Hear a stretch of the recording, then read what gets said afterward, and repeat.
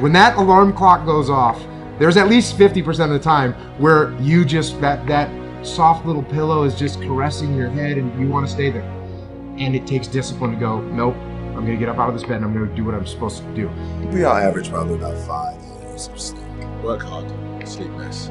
Tomorrow morning, when that alarm goes off and you start feeling all the excuses that come in, and that bed is cozy, I know what you're saying, I love my bed too. And you then go 5, 4, 3, 2, 1, and you get up. That discipline that you had at that moment, you win that fight. That's a big victory. And then that pattern will carry out throughout the day. Because once you're up, well, now that I'm up, I might as well go work out because I'm already up and I feel good that I got up out of bed and I won that battle. Let me go win another battle. I'm going to go get it done.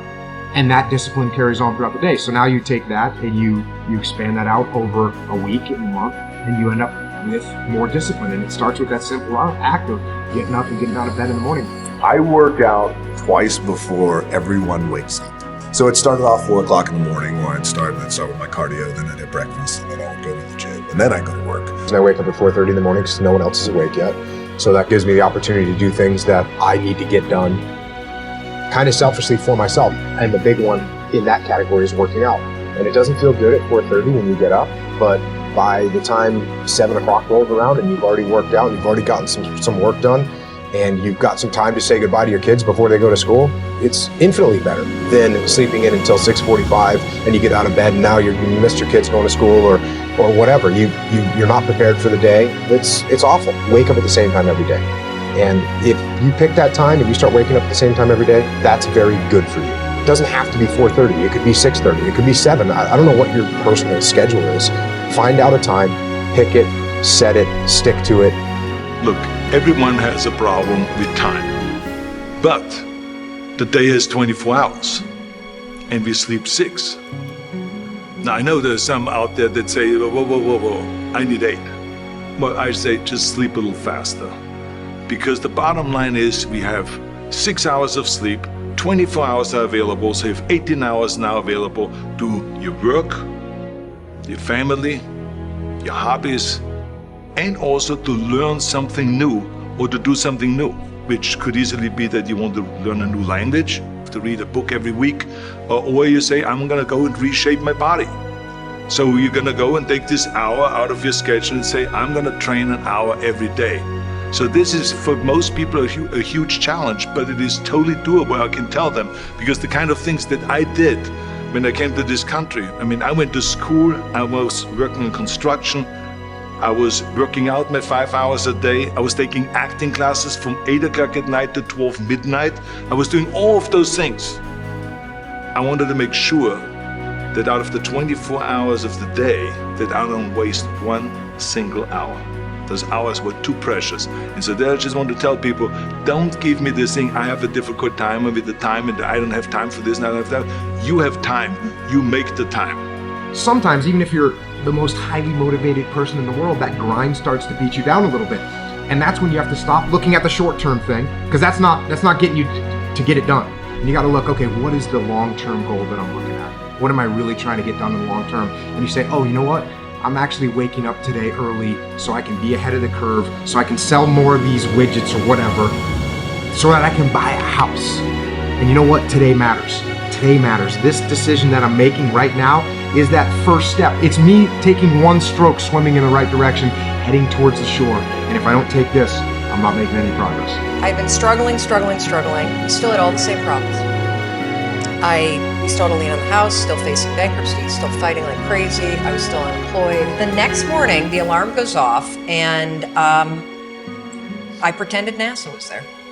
It's the stupidest story. I literally went 5, 4, 3, 2, 1. I counted out loud, and then I stood up. And I'll never forget standing there, and for the first time in 3 months, I had beaten my habit of hitting the snooze button. I couldn't believe it, and I thought, wait a minute.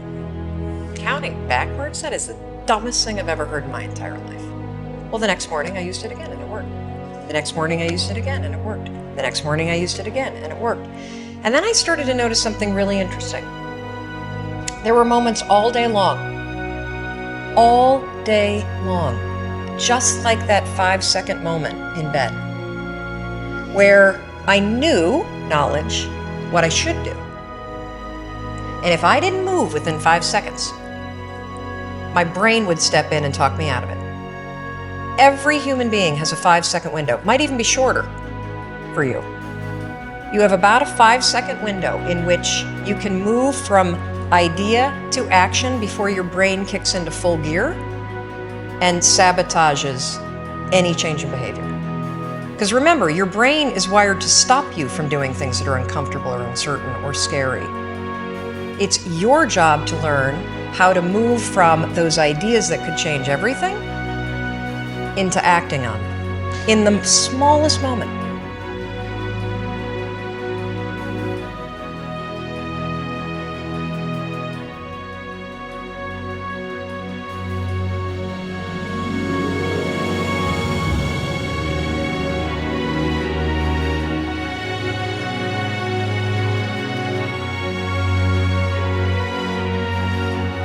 But I think people can choose to be not ordinary. You know, they can choose to not necessarily conform to the conventions that were taught to them by their parents. Yes, I think it's possible for ordinary people to choose to be extraordinary.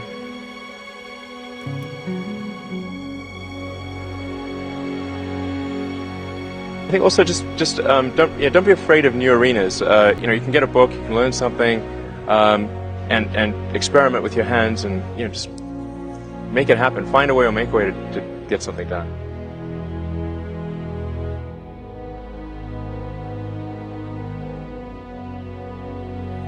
Not being motivated personally by money is not the same as saying that I think SpaceX shouldn't make money. In fact, it's very important that SpaceX is profitable, or we'll not be able to earn the money necessary to continue future development.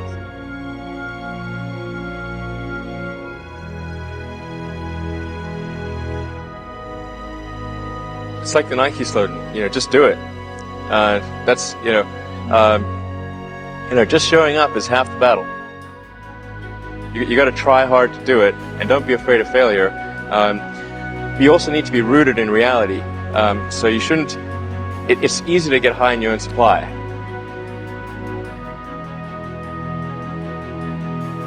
You've got to not be afraid to innovate, but also don't delude yourself into thinking something's working when it's not, or you're going to get fixated on a bad solution. You go to the very basic laws of physics, the things which we believe to be extremely well demonstrated. In other words, the reason they call it a law is that no one has ever demonstrated an exception to that, ever. As Edison said, it's 1% inspiration, 99% perspiration. I think it's really a mindset. You have to decide, we're going to try to do things differently, well, provided that they're better. You shouldn't do things differently just because they're different. They make different better. But I think you just have to sort of decide, let's think beyond the normal stuff. There's this great holy grail potential in the future. You have to stay grounded in the short term. So, because if you don't do things that pay the bills, you're not going to achieve the ultimate long-term objective. But it's nice to have that sort of holy grail long-term potential out there as an inspiration for coming to work.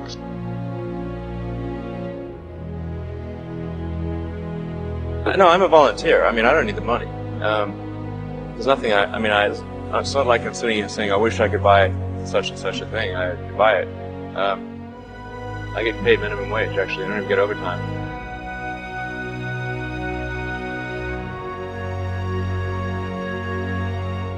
But I think people can choose to be not ordinary. They can choose to not necessarily conform to the conventions that were taught to them by their parents.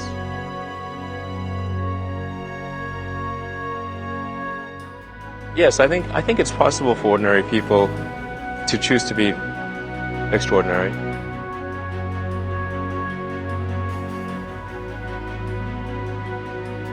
Well, it's like the Nike slogan, just do it.